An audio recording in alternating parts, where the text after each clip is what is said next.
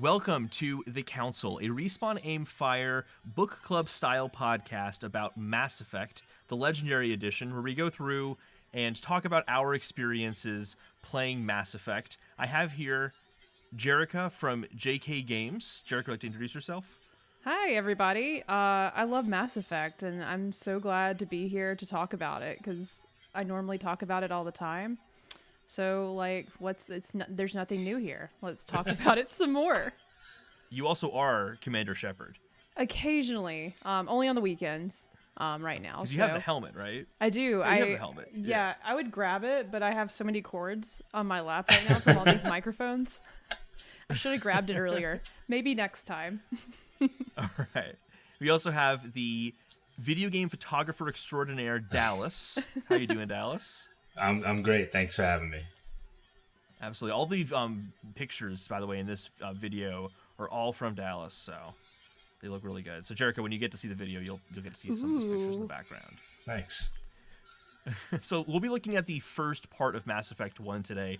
But before we get into the story, I'll do like a little story breakdown of what we played and what we're going to be talking about. I wanted to kind of just get an idea for which Shepard we're all playing as, like what kind of backstory you picked, if you recall which one. I totally forgot which one I picked right before recording. I had to double check.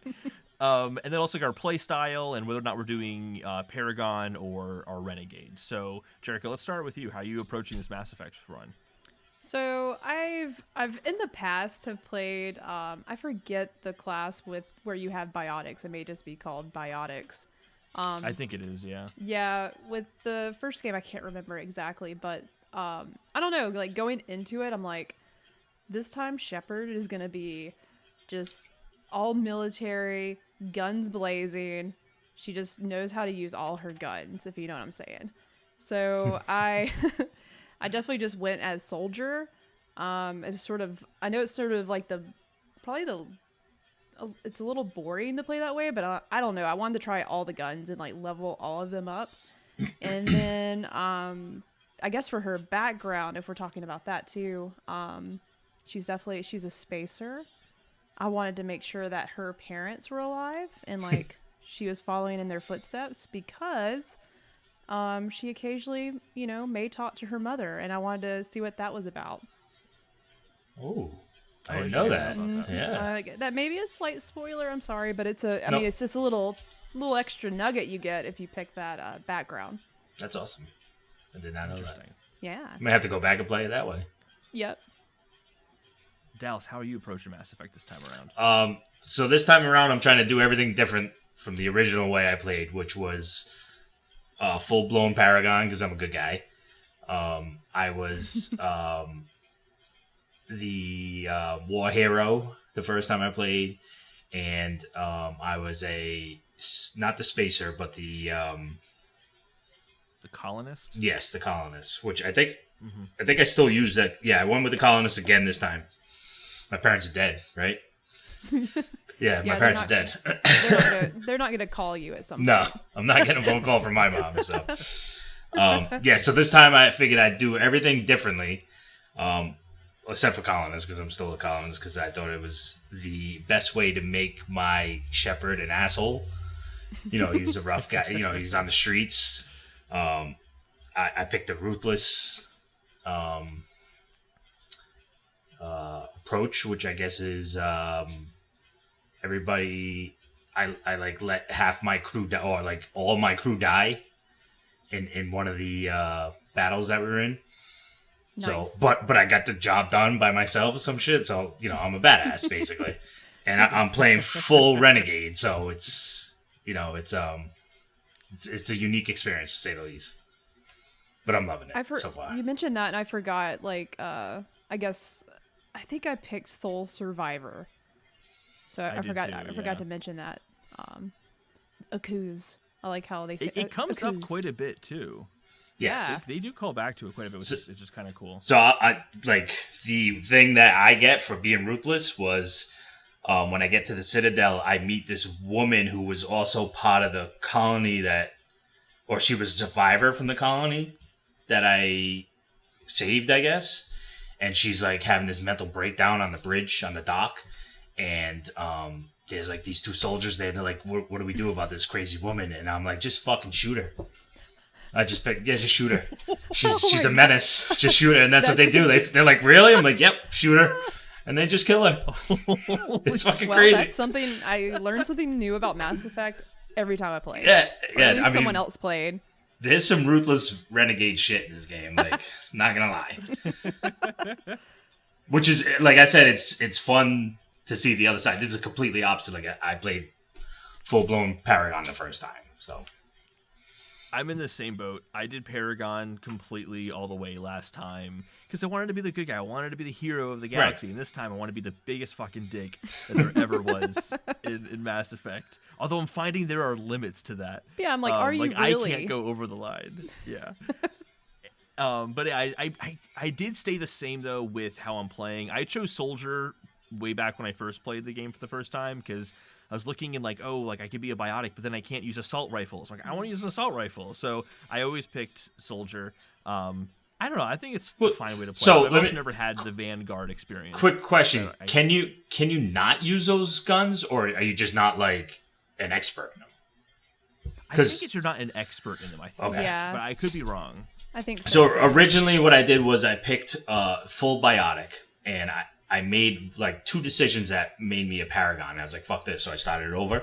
And then I went with the tech. So I'm good with pistols and snipers, which the snipers, like, it's OP. The sniper in this game, like one of the snipers I picked up with some rounds in it, it kills everything in one shot. It's insane. So I have that all maxed out, and I just fuck people up. But yeah, I think in this game, from what I recall, it's like the most unbalanced, I guess. Like the powers in this game don't seem as powerful or as cool to use as in the other games. You know, like in the other games, being attacked in a biotic is like way fucking doper. This game is not, you know, the gameplay isn't as fun that way. And in this game, too, you can control your allies' powers. So if you need to use a biotic ability or something like that, you can just call on one of your teammates to do it for you. So I kind of never felt compelled. Yeah. And I haven't really had, like, it's been easy, in my opinion. Like, I don't know. I don't even know. I think I'm playing on, like, the middle difficulty. Not the hottest, but not the easiest either. I think there was only 3 settings. But, like, I haven't really had to worry about where my... You know, if anything, they get in my way. I'm trying to snipe, and they just walk in front of me, and I'm shooting them. I'm like, dude. God, get out of the way. Yeah, they do have a mind of their own sometimes, and I'm like, well, there they go. Yeah, it hasn't been very... Xbox 360 AI. Yeah. It's not as good. It's not very strategic. It's like, just whatever. I just walk around a corner and blow everybody's head off, so it's easy. Garrus just dies on me all the time. I feel like most times I look down, and Garrus is dead. Oh, what do you upgrade his shit? Oh yeah, I upgrade every time I get the little boo-doo sound. I go in and upgrade everyone. You give him a good gun and good armor and upgrades on his armor and everything. Yeah, and he still dies. He still dies all the time, and I think it's because he's just walking into like battle. Well, he's and I'll use the bad little boy. Arrows and tell him where to go. Yeah. I mean, Garrus is the best. I'm still going to keep him around, but he's not pulling his weight. He's not helping. He's not helping at all. All right, so this week we're going to be talking about, like I said, like the first portion of Mass Effect 1. We start with Commander Shepard, who is investigating an attack on the Paradise planet Eden Prime. There they discover Saren, who is a rogue agent of the Galactic Council, known as a Spectre, who seeks a mysterious beacon. Upon discovering the beacon after Saren's left, Commander Shepard sees an apocalyptic future. Back on the Citadel, Commander Shepard, Captain Anderson, and Ambassador Udina ultimately fail to convince the Council of Saren's crimes on Eden Prime. They're pushed into searching for evidence to prove their claim. Luckily, a Quarian Tali has a recording of Saren's interest in finding the Conduit and the intention to call back the Reapers. Now convinced, the Council strips Saren of his Spectre status and awards Shepard the honor of being humanity's first Spectre. Now in search of the Conduit, Shepard heads to Feros, a human colony struggling survival against a Seth invasion. Although Shepard misses Saren, he does learn of Saren's interest in a mind-controlling entity, the Thorian. And that's what we have played for this episode.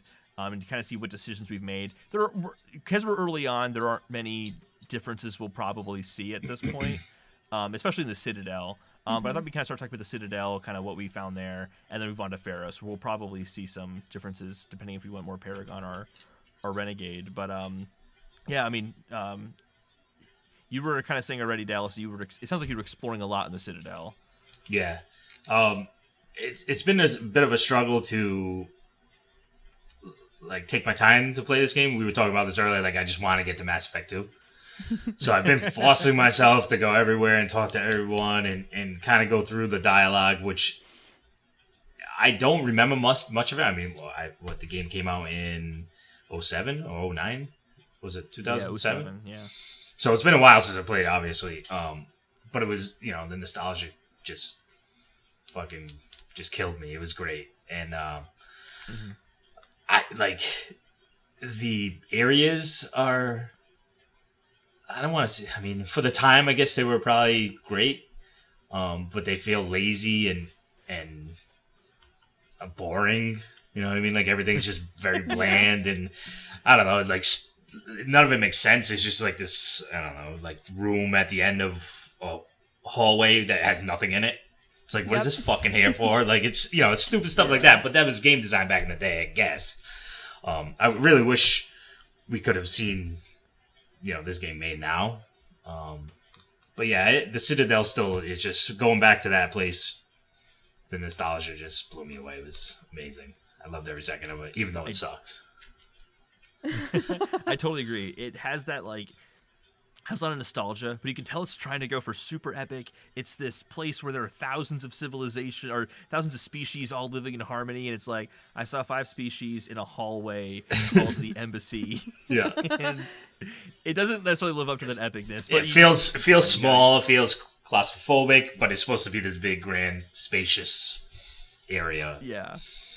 And, like, there's, like, the seedy underground areas, but really it's just, like, a really small circular nightclub in a corner somewhere. Yeah. Like, it's really kind of strange. But the story, I think, and the characters kind of do live up to that kind of building out the world. Like, seeing Fist and that kind of stuff was pretty cool. There's a mosquito in here. I'm sorry if you're looking at me. I'm like... Get it.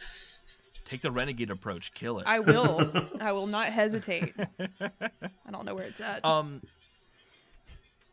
curious if anyone did anything different in the Citadel this time, because when I was kind of looking into this, I remember I kind of shared with you guys like this list of all the decisions you can make. I didn't realize how much you can skip in the Citadel or choose not to do. Did you guys feel like you did everything, or did you like not get Garrus or not get Rex or anything like that?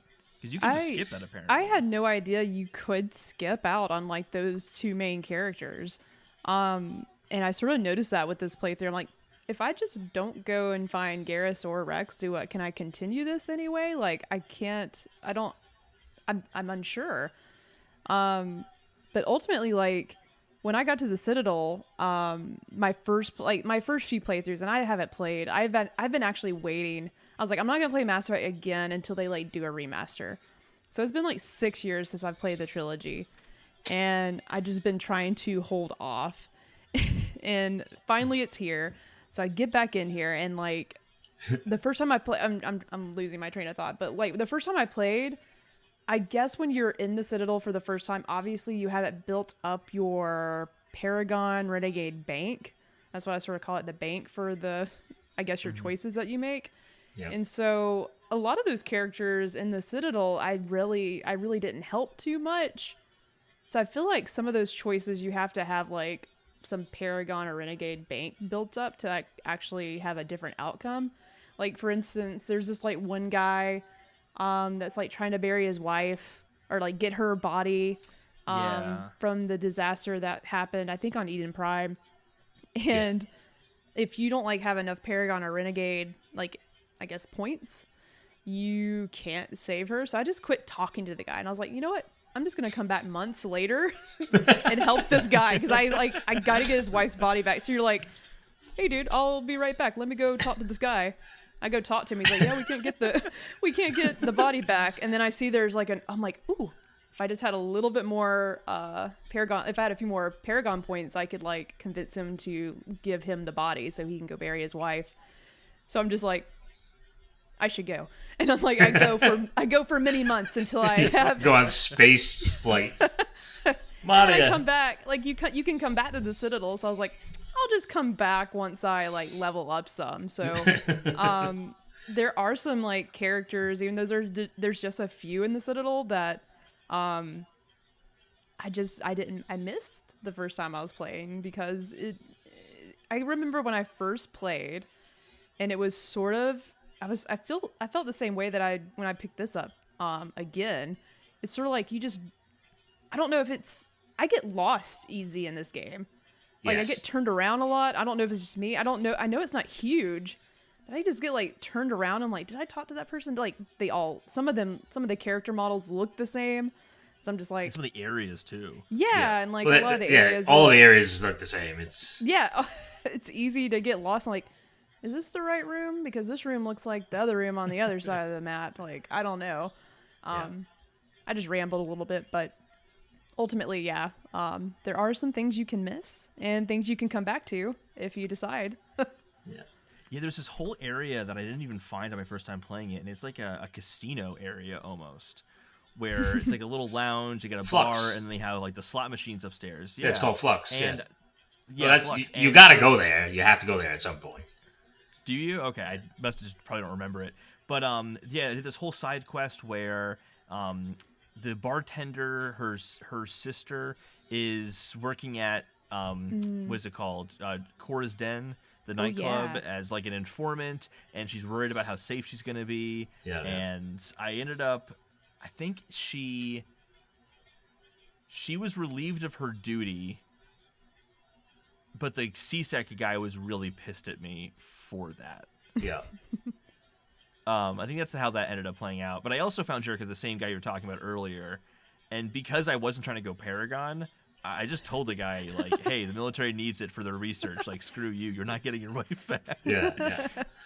But I tried to, like, justify it to him. Like, your wife will help more people. Isn't that, more worthwhile than you burying her? So it was a horrible thing to tell the guy. But that's what I did because I'm a renegade. Yeah. I think that was the one thing I did that ended up giving me Paragon points, because I wasn't sure which was, like, the dick thing to do. Like, was it dick thing to do to tell the guy, like, no, you can't have the body for research because it could save, he convinced me. He's like, yeah, this could save millions of people. Well, I'm a dick, so no, fuck you. Give the dead body back to the the husband. And they're like, Paragon, here's 10 Paragon points. I'm like, fuck.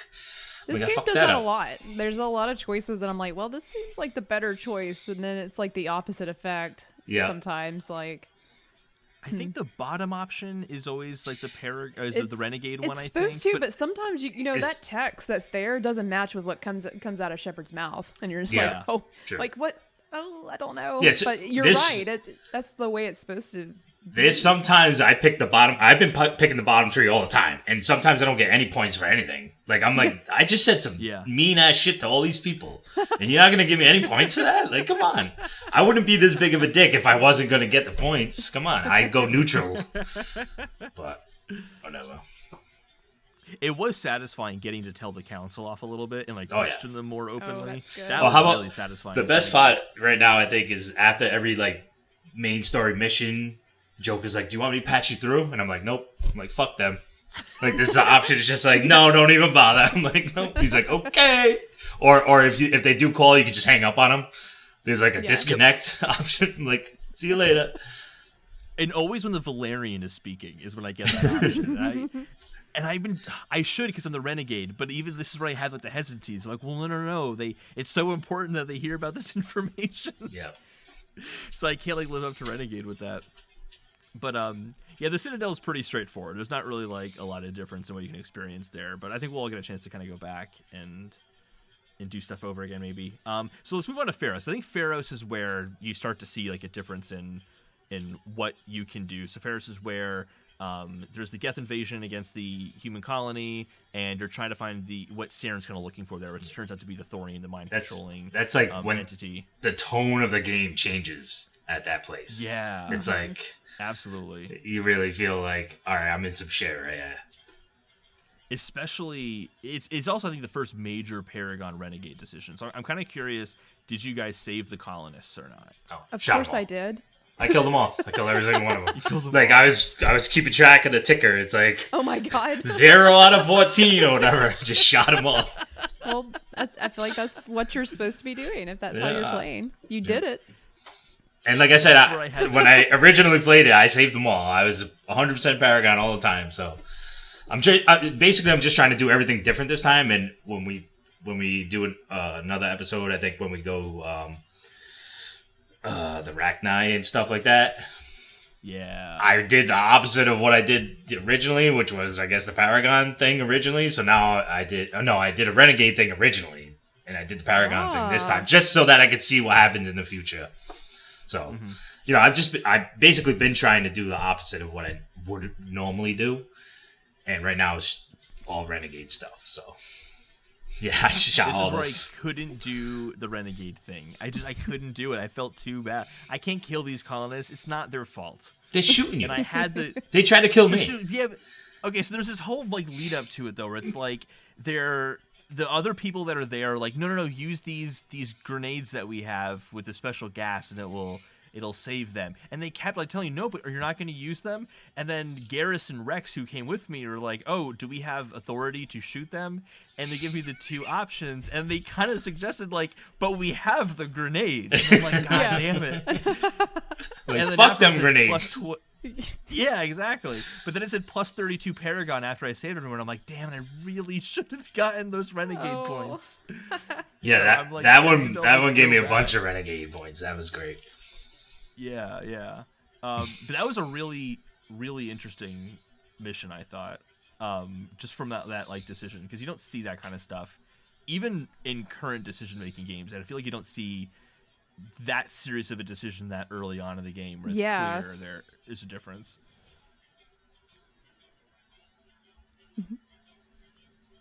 Jericho, what did you decide to do? Did you go into old Paragon again over there? Of course, like I play Mass Effect very similarly every time, like a psychopath. Or just like I just can't do it. I just like to relive what I How many just played. times? How many times have you played it? This is my fourth like complete Completely. playthrough. Holy shit! Yeah, this is my fourth. And I may like the only like big changes, like I just cannot do Renegade. It just hurts my soul. Like it's like I feel like I am gonna die, like physically, if I make those choices. And I mentioned earlier before we started the stream that my girlfriend's playing for the first time, and obviously I'm a huge Mass Effect fan. Some of it's spoiled for her, but like a good chunk of it, like she has no idea. So I've actually have had just like, if anything, like more fun watching her play.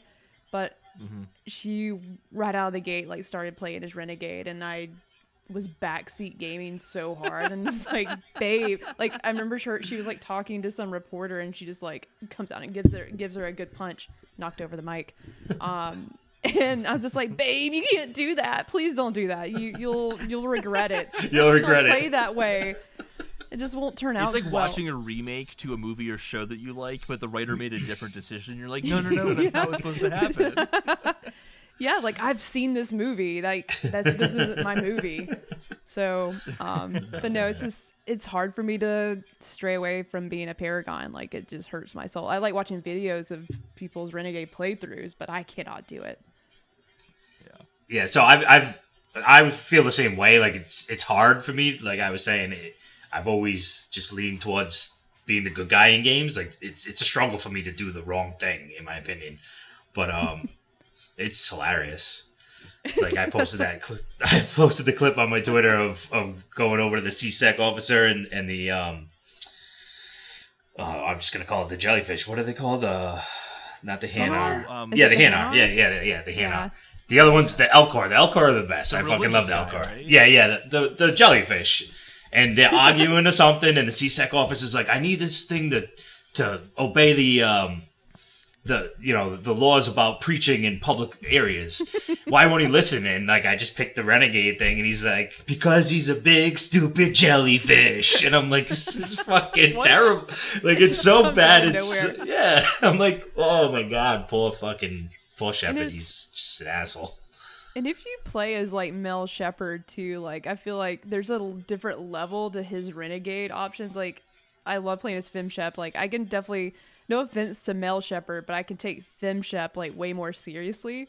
So I feel like regular Shepard just, I don't know if you made your custom Shepard or went with his default appearance, but his default appearance like makes me chuckle just like stare. His face is just like, yeah, he's got these big eyes and shit. Yeah.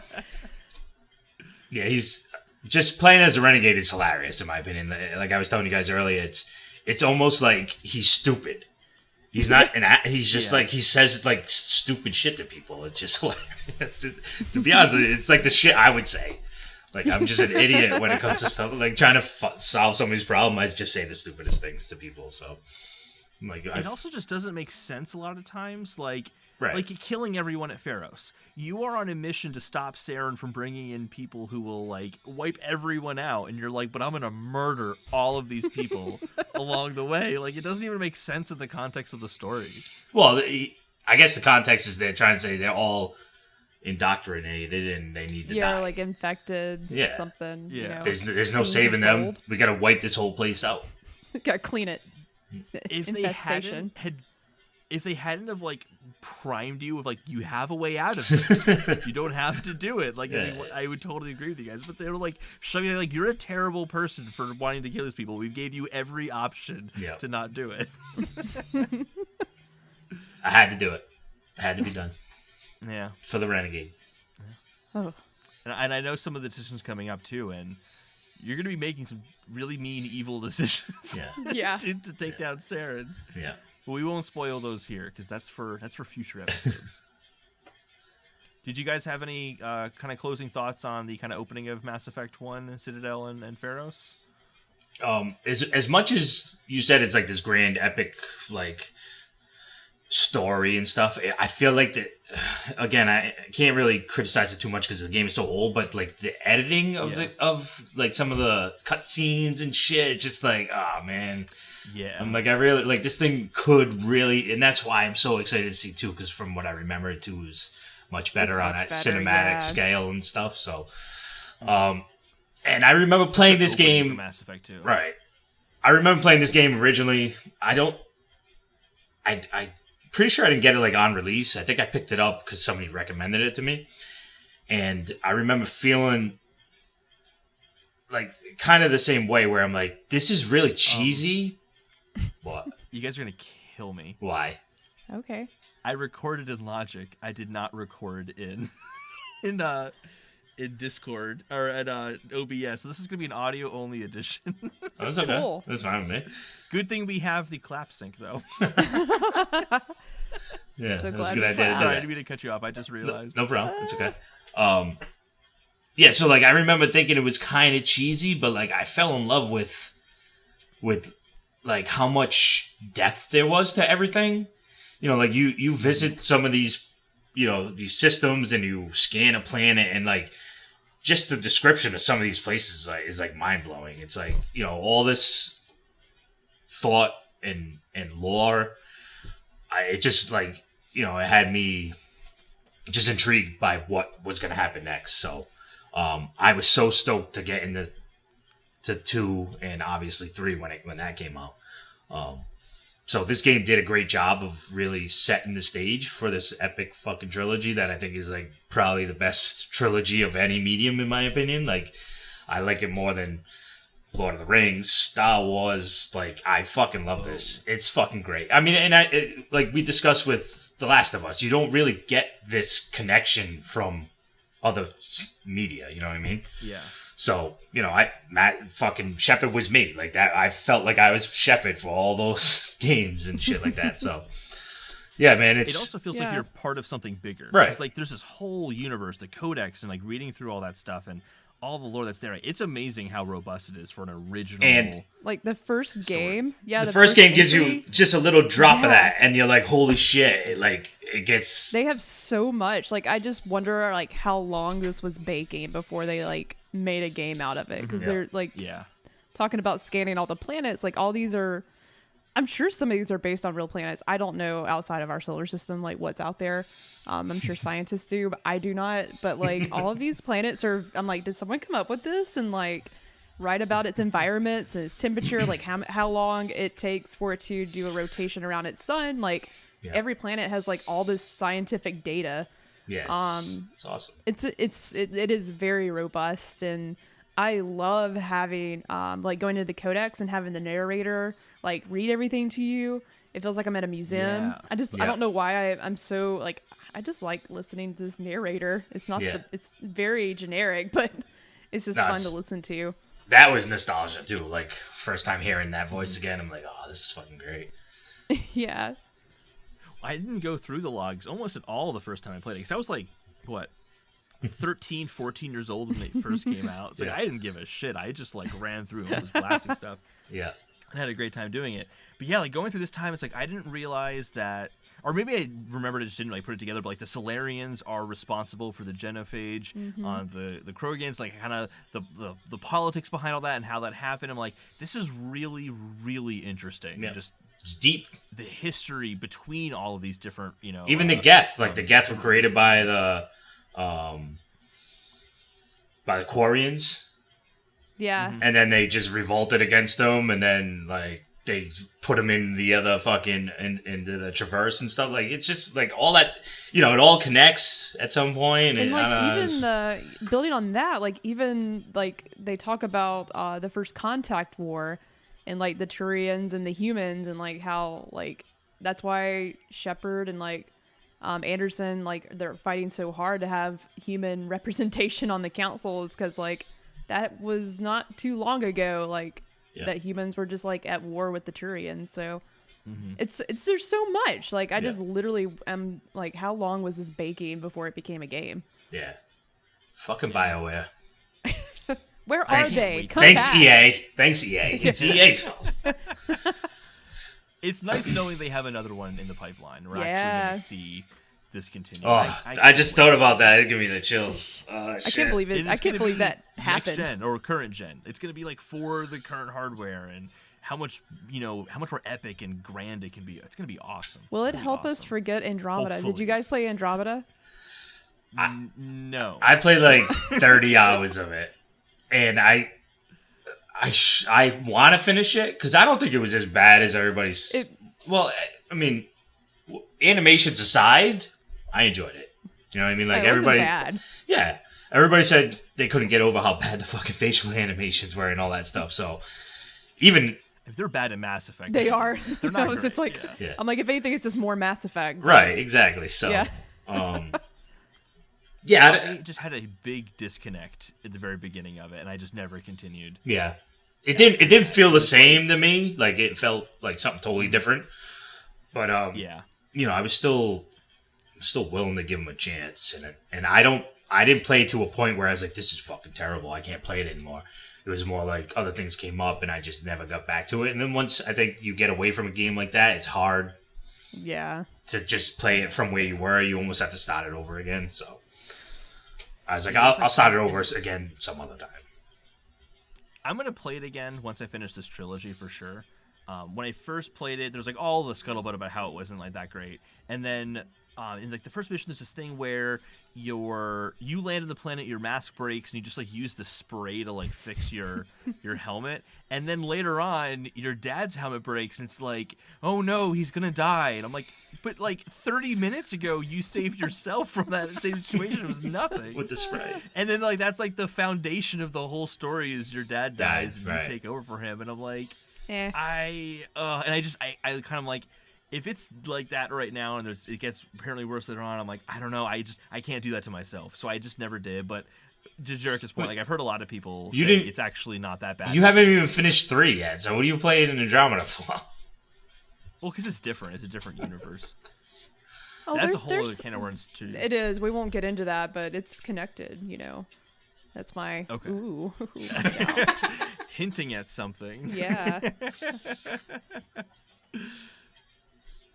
Well, one day I'll play Andromeda for sure. One day you should play 3. The fuck, man. That's the whole point of all of this is I'm gonna play 3. Can't wait. That's why I got Legendary Editions, because I want to go back and play 3. It basically was $60 to get Mass Effect 3.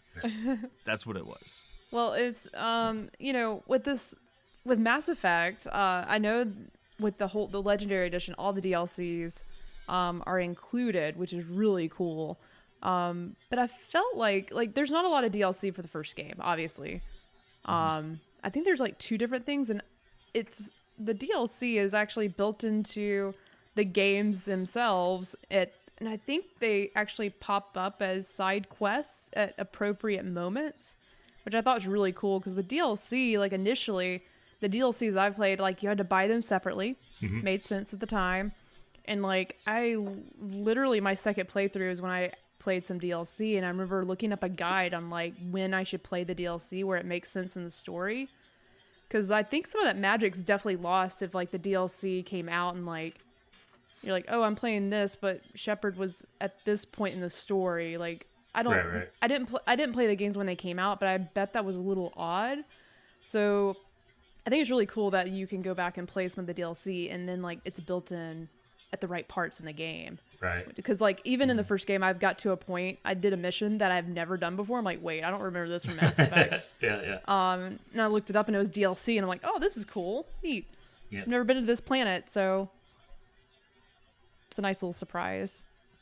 Yeah. So, Jericho, you didn't play the games when they released? You played them? I did not. It's actually a really funny story. I've told it a lot of times, and I'll keep it short. I played the game when it first came out, like in 2007, and I remember playing it, and my first instinct was like, ew, this sucks. I hate how this plays. And this was like when the game came out. So even when the game came out, like, even though I was like not as an experienced gamer at the time, like I did not like it. And I played a lot of games. I thought I did anyways, and I just put it down like, ew, I hate it. I like rented it from somewhere. Yeah. And so renting games. I forgot that was even a thing. gosh, I used to rent the games, you know? And fast forward, 2014 is when I decided to play again, because one of my coworkers at the time we were just getting to know each other. And he was like, so you like games, and you're, and I was sort of like playing with the idea of doing voice acting. And he's like, you should play Mass Effect. Jennifer Hale is incredible. You have to play as FemShep. You should give it. I'm like, I remember it. It was sort of bad. Like, I didn't like how it controlled. He's like, you got to push through that because the story is like so good. I'm like, all right, fine. So I played through it and I pushed through it. And I finally like get a few missions in, and I'm like, ooh, no, I'm hooked. And just like learning, and it was the story is what really convinced me to keep playing in the first game. So I would say I'm blessed because I got to play 1, 2, and 3 like back to back. It was incredible. And I remember playing through them like literally I did not put Mass Effect down for like a month. Yeah. I played all of it. And then as soon as I went through and rolled credits, I was like, cool, some people died. Oh, I could go. And I immediately replayed the whole thing. Oh shit, no doubt. Yeah, and I still had people die on me, but you know, the worst wait for a game I've ever had, like the most anticipated and worst thing ever, was waiting for Mass Effect 3 to drop. I bet I could Like, not imagine. The day it dropped, I was like, oh my god, I can remember the day like it was yesterday. So I fucking woke up. I took the day out of work and I drove right to Best Buy because they had my fucking pre-order waiting there. And I remember this like right when I think I had just fucking came on Twitter, like, and I tweeted out like it's fucking the Reapers are coming, and I posted a picture and they fucking retweeted me, and I was like, shut this up. is the fucking coolest thing I've ever, like, I was so excited to play this game, so excited to just put out, like, I didn't have any, like, this is like I had no followers, nothing. Like, it was like just a random thing I did, and I had BioWare retweet me. I was like, this is fucking great. Like, this is the best day of my life. Like, I can't wait to go home and play this fucking game. I've been waiting all this time for this fucking thing. Cool. It was, yeah, man. And if I didn't have that wait, I don't think I would have liked the game as much, because a lot of people, you know, all the shit that people talked about that game, it is what it is. But I had so much anticipation for it. It couldn't be bad in my opinion. It was awesome. I can't wait to get there myself. When I first played Mass Effect, I was actually 13, 14. I hadn't really played any like M-rated games yet. Like, I'd gone to my friend's house, I played Halo, but I didn't like own an M-rated game and play it. My cousin got it for me for Christmas, and it was kind of this, I don't think my mom knows what this is. Yeah. I sort of forget all about like all the sexy stuff that happens in the game. Did you have sex with an alien and tell your mom about it? I was shocked when it happened because I'd never seen anything like that in a game. I'm like, wait, what is happening? It's not Mario jumping on blocks. Yeah, it's a little different. Yeah, it's different. It was a very different experience, and it kind of opened me up to like a whole different kind of mindset in games. And then Mass Effect 2 is just like that was like one of my favorite games ever made. And then I moved away, and I couldn't bring my Xbox with me because my mom uses her DVD player. She's like, no, I'm keeping the Xbox. I'm like, that's the shittiest thing ever. It's like my Xbox. I want to bring the Xbox. But I couldn't. And I didn't end up getting a console again until PS4 was out. And then I had no way of playing Mass Effect 3 at that point. That's true. And it was just like, so I've been waiting. You're in for it. It's time. Yeah, it's going to be great. Is the multiplayer still in it? Do you know? No, it's not in there. So I played that multiplayer religiously. Like I knew every everything about every map, where everybody was coming from, and I had my preparation like as high as it could be for like a month, and I like refused to finish the game because I just didn't want it. I didn't want it to end. Like I didn't want to, you know what I mean? Like I loved the game so much, I didn't want to finish it, and I ended up. Like my preparation went way down because I didn't finish it in time. That's what the point of the multiplayer was, to like gain preparation for the final battle. And like I got my ass kicked in the final battle because I had no preparation because I waited for so long to fucking finish it. I'm just an idiot. I'm kind of bummed that that's not going to be in there. I think that'd be fun to play. I like how my dog is I'm distracted by how interested he is in this conversation. He's a huge Who's a good boy? fan. He is. Who's a good boy? It's like, what? Oh. Please don't let your... Oh. There he goes. Yeah, he's a good boy, all right. Perfect. There he is. He's like, yes, I am. Yes, I am. That was great. I love that. It was perfectly timed. That's adorable. That's awesome. Well, all right. I think that's a... Oh, I was about to say, sorry. we had a conversation. I know it was like the dog here. Since he's a French bulldog, he's a mixed French bulldog, so he grunts a lot. And I was like, babe, we missed a great opportunity to name him Grunt, though. Oh, yes. He's like, he is a little Krogan. And I'm very sad we didn't name him Grunt. That's perfect. I'm done now. No worries.